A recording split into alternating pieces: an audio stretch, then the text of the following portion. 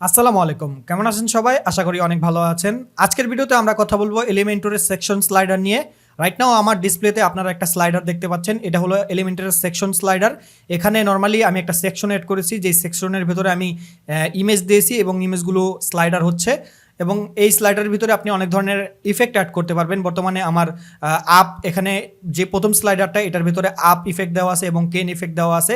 কেন ইফেক্টটা মূলত জুম ইন এবং জুম আউট, এই দুইটা আপনি সেট করতে পারবেন।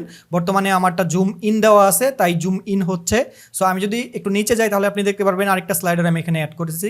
এই স্লাইডারটা এটাও জুম ইন এবং এটা লেফট থেকে রাইটে যাচ্ছে। তো চলেন দেখি কিভাবে আমরা স্লাইডারগুলো ক্রিয়েট করতে পারি। বাই দ্য ওয়ে, যারা এখন পর্যন্ত আমার চ্যানেলটা সাবস্ক্রাইব করেননি তারা চাইলে আমার ইউটিউব চ্যানেলে গিয়ে আমার ভিডিওগুলো দেখতে পারেন।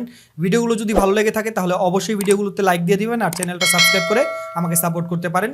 তো চলেন আমরা ভিডিও শুরু করে দেই। আমি আমার এলিমেন্টর পেজে চলে যাব। ওকে, তো আমি এলিমেন্টর এডিট পেজে চলে এসেছি। চলেন আমরা দেখি কিভাবে আমরা স্লাইডারগুলো অ্যাড করতে পারি। প্রথমে আমি যে প্রথম সেকশনটা আছে এখানে আমি স্লাইডারটা অ্যাড করে আপনাদের দেখাচ্ছি। আমি যদি মেন সেকশনে যাই, মেন সেকশনে ক্লিক করার পরে আমরা যাব স্টাইল থেকে আপনি আসবেন ব্যাকগ্রাউন্ডে। তো এই ব্যাকগ্রাউন্ড ট্যাবে আসলে আপনি এখানে দেখতে পারবেন ব্যাকগ্রাউন্ড টাইপ নামের একটা ট্যাব আছে। এখানে অলরেডি আমাদের ব্যাকগ্রাউন্ড টাইপে একটা ইমেজ অ্যাড করা আছে। সো আমরা যেটা করব, এই 4 নম্বরে হোভার করলে আপনি দেখতে পারবেন এখানে স্লাইড শো নামের একটা অপশন আছে। সো এখানে ক্লিক করব। এখানে ক্লিক করার পর আমরা এখান থেকে ইমেজ চুজ করব। সো এখানে ক্লিক করব। ক্লিক করে এখান থেকে আমরা ইমেজ চুজ করে দিব যেটা আমাদের স্লাইডারে থাকবে।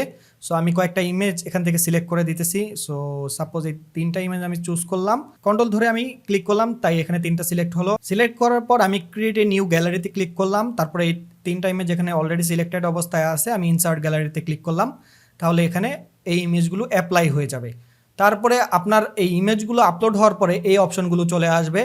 ইনফিনিট লুপ, এটা যদি আপনি দেন তাহলে আপনার যে 3টা ইমেজ এটা বারবার লুপ হতে থাকবে, মানে রিপিট হতে থাকবে।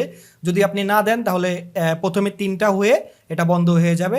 সো আমি এটা ইনফিনিট লুপ অন রাখছি। তারপর হলো ডিউরেশন, এখানে 5 সেকেন্ডের মানে 5000 মিলি সেকেন্ড দেওয়া আছে। এখানে 5 সেকেন্ডের একটা ডিউরেশন দেওয়া আছে। এটা যদি আমি কমিয়ে আনি, সাপোজ 2000 দিলাম, মানে 2 সেকেন্ড পর পর এটা অ্যানিমেশন হবে। তারপর হলো ট্রানজিশন, এখানে কয়েকটা ট্রানজিশন আছে। বর্তমানে ফেড দেওয়া আছে। ফেড কিছুই না, জাস্ট একটার পর একটা ইমেজ আসবে। আমি যদি স্লাইড এখানে কি রাইট দেই তাহলে আপনি দেখতে পারবেন এটা স্লাইড হবে রাইট থেকে। এই যে স্লাইড হলো লেফট থেকে রাইটের দিকে। এখানে লেফটও আছে, আমি যদি লেফট ক্লিক করি তাহলে এটা স্লাইড হবে রাইট থেকে লেফটের দিকে। তারপরে হলো ট্রানজিশন ডিউরেশন, এখানে 500 দেওয়া আছে, 500 মিলি সেকেন্ড। এখানে যদি আমি 200 করে দিতে পারবো তাহলে এটা খুব দ্রুত স্লাইড হবে। এই যে খুব দ্রুত স্লাইড হচ্ছে, আপনি দেখতে পাচ্ছেন। তারপর হলো ব্যাকগ্রাউন্ড সাইজ, এখান থেকে আপনি ব্যাকগ্রাউন্ড সাইজ দিতে পারবেন, অটো, কভার, কন্টেন্ট, যেটা ইচ্ছা আপনার। ব্যাকগ্রাউন্ড পজিশন দেওয়া আছে, এখানে আমি সেন্টার রাখলাম। তারপর হলো লেজি লোডগুলো হলো যখন আপনার এই স্লাইডারটা প্রথম ওপেন হবে তখন এটা একটু আস্তে লোড হবে। সো এটা আমি ডিসেবল করে রাখলাম। তারপরে হলো আমাদের কেন ইফেক্ট, এই ইফেক্টটা অনেক ভালো।